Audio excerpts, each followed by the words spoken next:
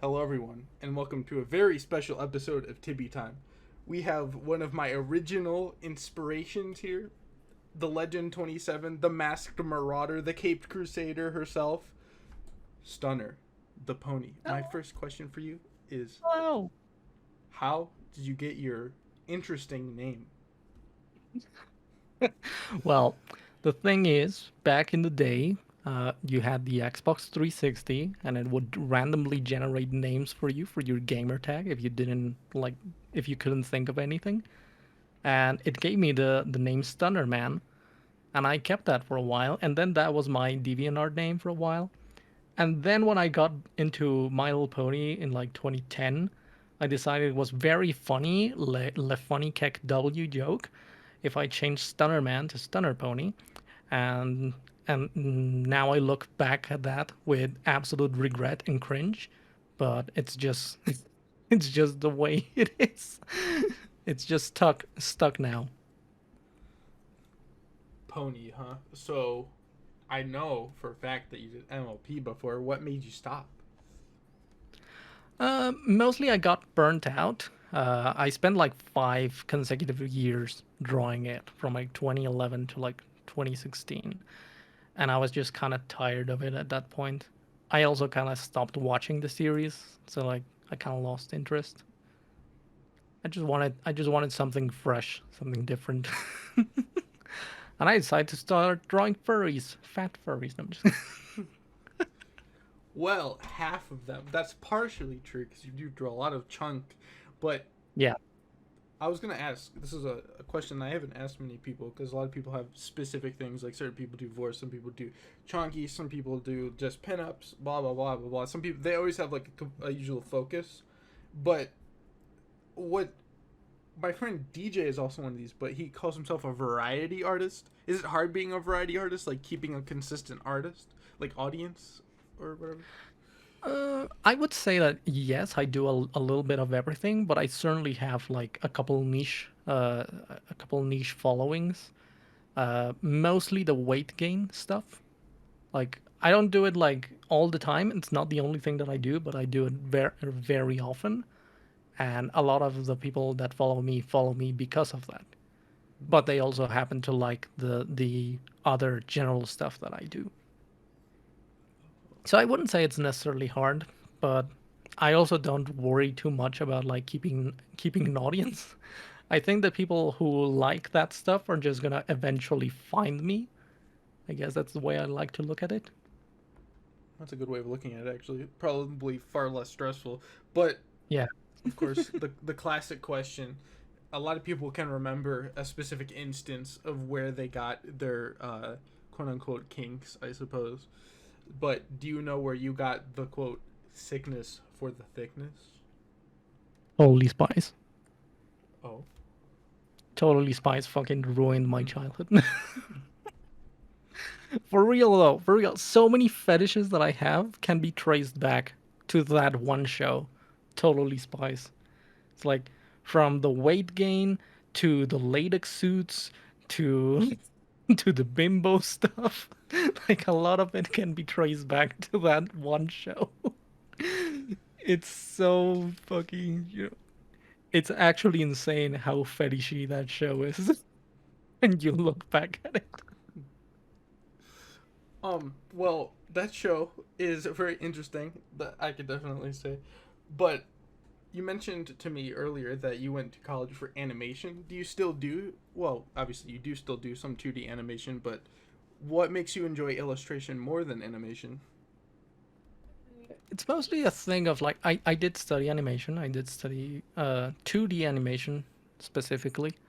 We had a little bit of 3D, but not that much to be completely honest. So, but the thing is, 2D animation requires a lot of time and effort for very uh, minimal results in a way. Like you need to spend 6 months for a 4 minute animation, stuff like that. At least at my work pace, because I do know some artists that can pump a lot of work, like Tabuli and such. They can pump a lot of work real fast. But yeah, the thing is, or the reason why I enjoy illustration a lot more is just that it's just faster to produce. So I get that, you know, let's say I get an idea for something and I can accomplish that idea in a relatively short time frame.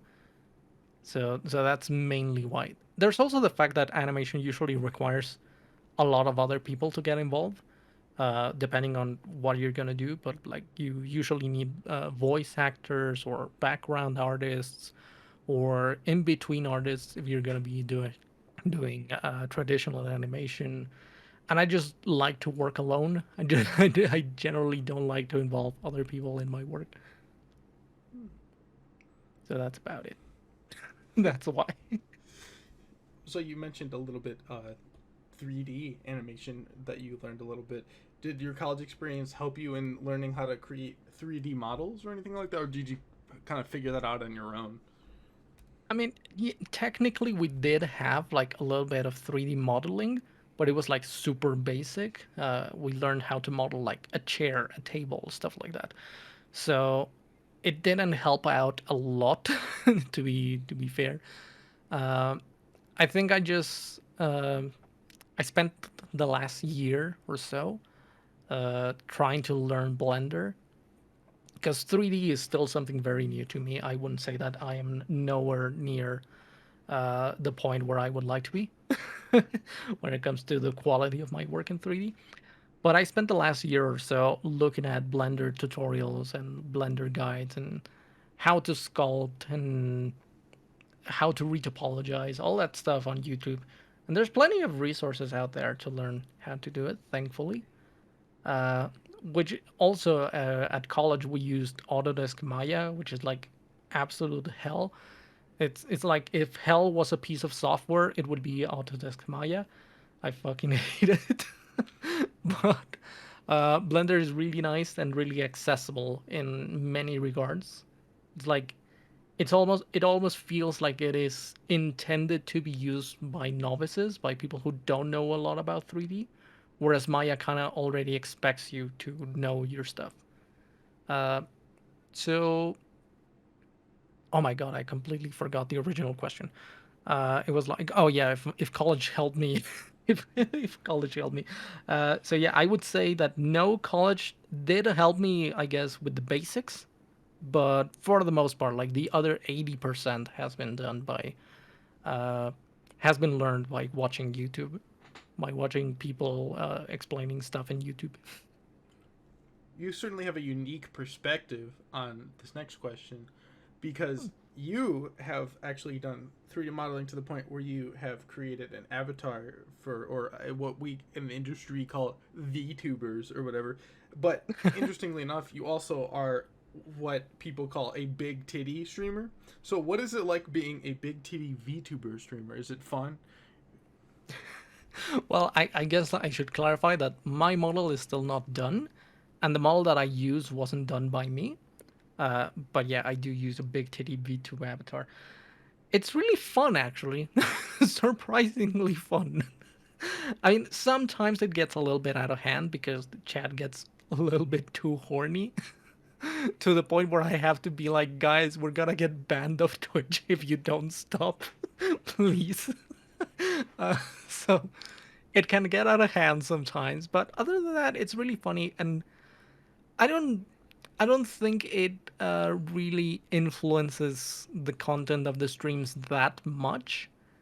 It can influence a bit of the conversation that we're having on the stream because like the way I like to do streams is the game is pretty much just a background thing. The real thing that we're doing on the stream is just chatting, me and the chat, you know. I am replying to all the messages, I'm having some conversation about what the people are commenting and whatnot. So yes, the big titty avatar can definitely influence the topics that we talk about. But for the most part, most of the stream is completely, separate from the fact that I'm a big titty streamer, I guess. Your model is Tanya or Tanya, however you want to say Yes, it. Tanya. Tanya. Yeah. But she originally started as kind of like a little OC creature that you had. What turned her into the bimbo we know today, like your Sona? What turned her from OC to Sona? Well, originally the point of Tanya was to be my Sona. Like, she started out as, me trying to make a proper first Sona. Because that was when I was stopping with My Little Pony stuff and I was starting to do furry stuff. So I thought I need an actual, like, fursona or a character that at least represents me when it comes to, like, who is Stunner, this person drawing stuff on the internet. So I kind of needed a mascot in a way. And that was Tanya. And I guess, in a way, Tanya became more and more a reflection of the way I would like to be, more so than the way I am. Because she started very neutral, like even her gender was completely neutral. Like nobody knew, and that was like kind of the joke. That it was completely ambiguous whether or not she was a boy or a girl. Uh, but as time went on, I kind of started like putting all these things that I wish I had, or I wish I would be, into her design. So that's why she's become more of a bimbo. Because that's the look that I would like to have. That's kind of like the ideal for me. I don't know. So the ideal version of you is a big titty bimbo possum. That is a very fascinating way of putting it. Yes, exactly. Awesome, honestly. But also, you said earlier that you do 2D, and then we also mentioned 3D, and it reminds me of myself a lot. Well, I'm a far less talented in that direction, but is it hard being a jack of all trades, master of none, or are you trying to be a master of one, or do you just enjoy doing all mediums? I don't try to be. I guess I don't actively try to be a master of any given trade. I think some of the things that I try, I am just more naturally proficient at them. Like drawing, for example, like I am rather good at drawing and I don't have to put much effort into it. But 3D is something that I've had to put a lot of effort just to be, decent at it or to get to the point where I am right now. Uh, but it's usually something I like to do, just like trying many, many, many different mediums. Like even things that I don't necessarily post online. Like I've tried woodworking, I've tried modeling with clay, I've tried music as well. Like I play a little bit of guitar and piano. Like I like to do a little bit of everything. And it's another topic entirely how good I am at it. I would say right now that I am pretty bad at playing the guitar, but it's something I've tried. I try to get my hands on as many different mediums as I can, within reason. Which is also why I started streaming. Streaming is like another avenue that I wanted to experiment with, and thankfully it's been rather, you know, successful. I guess you could say. Like I'm not gonna say that I have hundreds of viewers or anything like that. No, but it's something that's become part of my main output of content, I guess you could say. I don't know how I would describe it, but like one of the usual things that I do, just in the same way as drawing is. How does that work into, for those who don't know at least, into your Patreon? What does your Patreon have to offer, I suppose? Well, my Patreon really it used to offer a lot more stuff. Like I used to do Patreon exclusive stuff and polls, and people would vote for the things that I drew. But honestly, that became a little bit too stressful because I felt like I ended up having a bigger obligation to my patrons than to anyone else that was following my content, and I don't like that. I don't like the thought of paywalling my content. So I stopped doing that. And the thing that I do now is the patron is more a tipping jar, and it just gives you access to a Discord server that I have. Which honestly, even that is like the Discord server. I don't have a problem sometimes inviting people to the Discord, even though they're not patrons or whatever. The reason why I keep it as a patron thing or a Twitch thing, because like there's also that if people subscribe to the Twitch, they also get access there. But the reason why I keep it that way is just to stop it from having 1,000 members that I cannot moderate on my own. So that's why I like to keep it small and tight knit. Uh, but yeah, that's pretty much what the Patreon does nowadays. It doesn't offer any exclusive content. I like to have all my content always, available for everyone. I don't like to keep it behind a paywall. I think that's really lame. With your Patreon, you mentioned that you have a lot of like you try to keep it more tight knit and stuff like that. But also you mentioned on Twitch that I can get a little crazy sometimes. Um, but with both of those, do you have like any future plans with Twitch or with Patreon or well, I guess a better question would be is like what are your future plans? Where do you see yourself in like 5 years or something like that? Honestly, I don't think I'm gonna change much. If anything, I'm the thing that I'm looking for is to sort of create some other income avenue, because like I'm gonna be like super real for a moment, but like I often struggle with with cash flow. As most artists do. As most artists do, because well, I dedicate myself entirely to this. I don't have another job. This is my full-time job, and well, sometimes I just can't produce, commissions or stuff like that fast enough to cover things. So I've been looking for a while into things like merchandise and whatnot. But like, it's always a massive problem because, like, you could go to Redbubble or Cafe Press, whatever, and submit your designs there for T-shirts or whatever. But they usually give you like a pitiful commission of like 12% of every sale, which is kind of ridiculous. And you would need like hundreds of people to buy the thing to even break even. Uh, you know, so and producing the merchandise on my own would be cheaper, except for the fact that I live in Mexico and trying to get that shipped to the United States or Europe or stuff like that would become ridiculously expensive. Mm-hmm. So there's also that problem. I've thought about making, digital releases, I guess, like trying to maybe produce a comic or something like that and putting that behind Gumdrop or something like that. But it kind of comes back to the problem that I don't like paywalling my content. Mm-hmm. But I don't know. Maybe that's the only solution. so, so time will tell. But for now, I don't have any specific plans. I just have the general idea of I would like to have something on a store that people can buy, and it becomes a passive income, an income, yeah, passive income. That's it. Is there anything that you would like in particular to mention to your fans today, or anything you want your fans to know about you in particular? Hmm. Well, I guess the one thing that I would have said a week ago or something like that is that you know a lot of people seem to still have uh, no idea about my either my country of origin or my gender or anything like that, despite me putting it on my bio all the time. So I guess ironically, I would like to let them know, hello, my name is Stunner.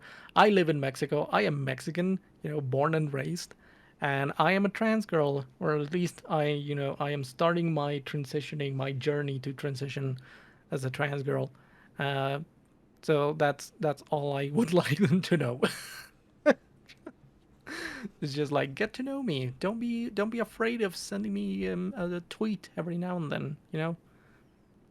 Because like I think a lot of people treat me like as unapproachable just by the mere fact that I am an quote unquote popular artist, and I don't like that. I like people to have the confidence to just reply on my drawings on Twitter and whatnot and engaging on conversation. I like that. I don't know. Sorry, that went all over the place. Oh, that was good though. But my final question for you is: can you spell Mississippi?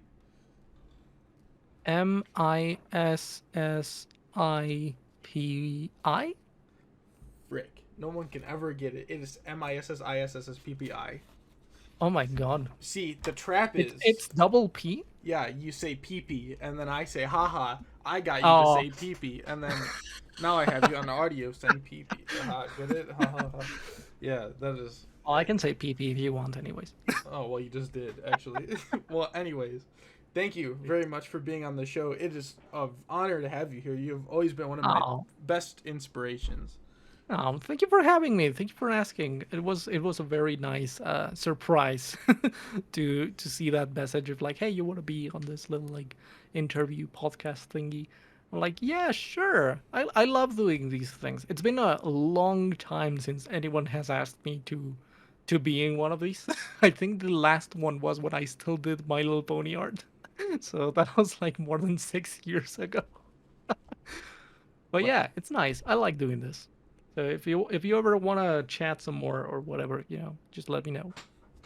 well, thank you very much for being on the show. And everybody, if you ever want to see some really good thick art, possibly some weight gain, or, well, just some great bimbofication, in my opinion, which is rather new, but, or if Jack of all trades or anything like that, I have the place for you. It's at StunnerPony on Yay. Twitter.com or on Fur Affinity or at one point on DeviantArt sometimes.